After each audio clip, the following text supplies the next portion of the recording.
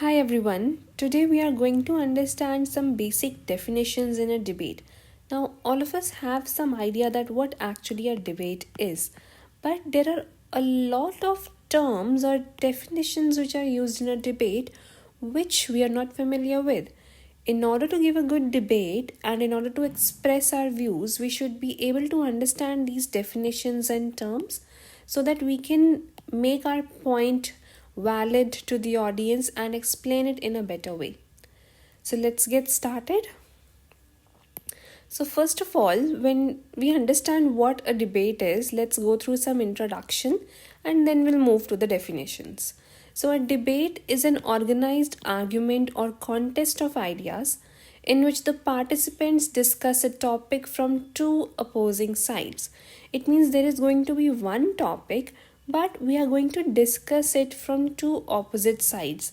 Basically, we are going to discuss the two perspectives of this same topic.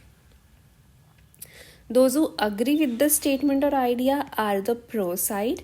Those who will not agree with the statement or idea are the con side. These are also known as for and against. Each side will show in an organized and clever way that why they believe to have the right answers. So each team has to justify their stand that what their argument is about. If their argument is about for, then they are going to give some examples and views around that.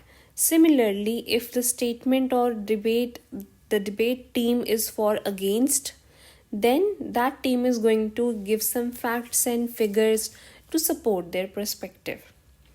They will use examples and evidence to support their ideas while working towards a conclusion. It means each team will talk about a particular stand, and in the end there is going to be a conclusion as well. Moving on, now let's understand some different terms which are present in a debate, which is going to make it easier for us to understand this concept altogether. So, the first term is very easy and you must be knowing it already. It's debating. So, debating is a method of discussing and analyzing issues. Debaters aim to persuade others to accept or believe their arguments on a topic. So basically, what we are structuring over here is a persuasive method to explain our topics to someone. Debaters have to persuade others to believe what they believe in. That should be the main target. The next term is topic. So each debate has a topic, a statement that begins with the word that.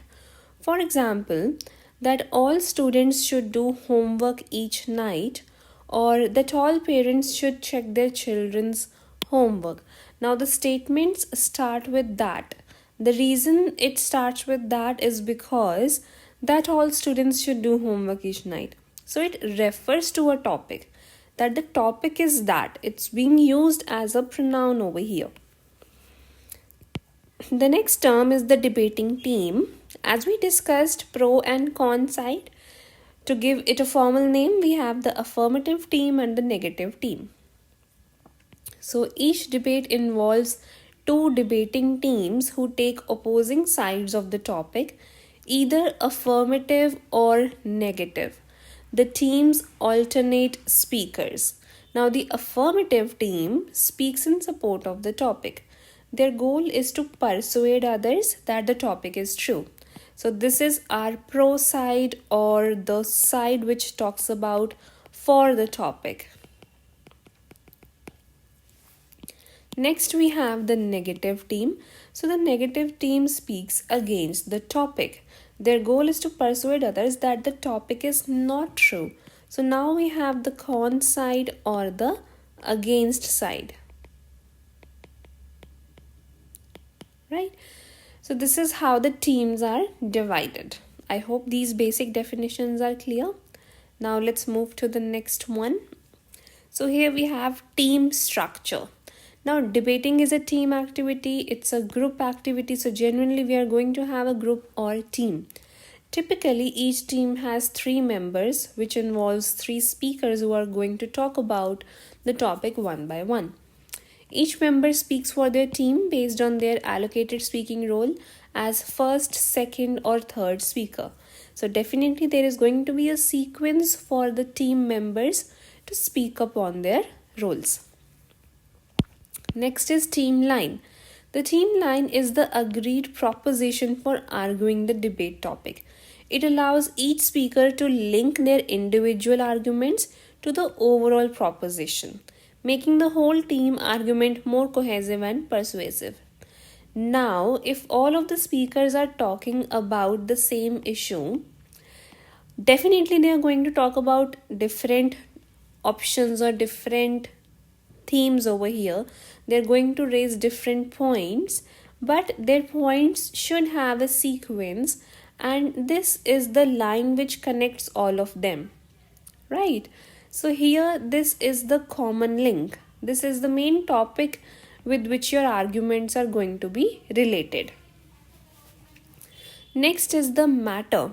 So matter is the content of the speech, including arguments, evidence to support those arguments, examples, and analysis.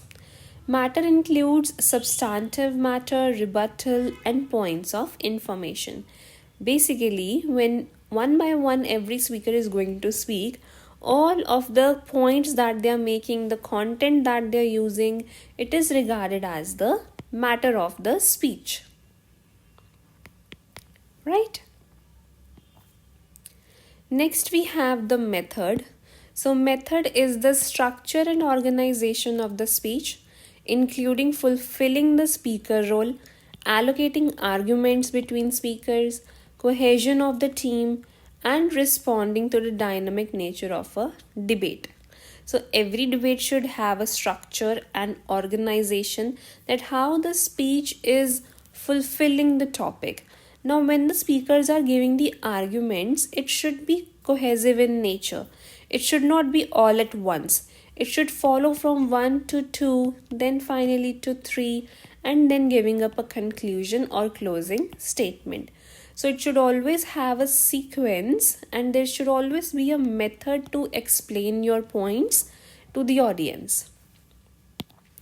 Next is manner. So manner refers to the style in which the speech is presented. It can also be regarded as the tone of the speech. Manner includes the elements of body language, vocal style, including volume, pace, tone, and clarity, and use of language. So basically, it is how you are expressing your views. What's the pitch? What's the volume? Are you modulating your voice or not? All of these points come in consideration when you are deciding up the manner of the speech. Next, we have rebuttal. So rebuttal means persuading the audience why the opposition's arguments are wrong. Now it often happens that yes, if there are two teams, the team 1 and team 2, team 1 is in for and team 2 is in against the topic. Now naturally team 1 is going to make their arguments. But if there is any argument made by team 2, and team 1 contradicts that point by giving any evidence, giving any statement, then this thing is known as a rebuttal. So naturally we should prepare our points as well, and in case of any other point given by the other team, we should be ready to provide a rebuttal for the same. Right? Next we have adjudicator. So the adjudicator assesses the debate and decides which team wins. The adjudicator must set aside personal views of the topic and judge the strength and persuasiveness of each team's speeches, taking into account matter, method, and manner. So these are the 3 M's of the debate: matter, method, and manner. So whenever the judge is deciding which team was the best one to persuade the audience, these 3 terms are the one on which you get a score, and then the adjudicator decides that which team wins. So these were some general and common terms with some formal terms as well, which we have to use in a debate. I hope the topic is clear to everyone. Thanks a lot.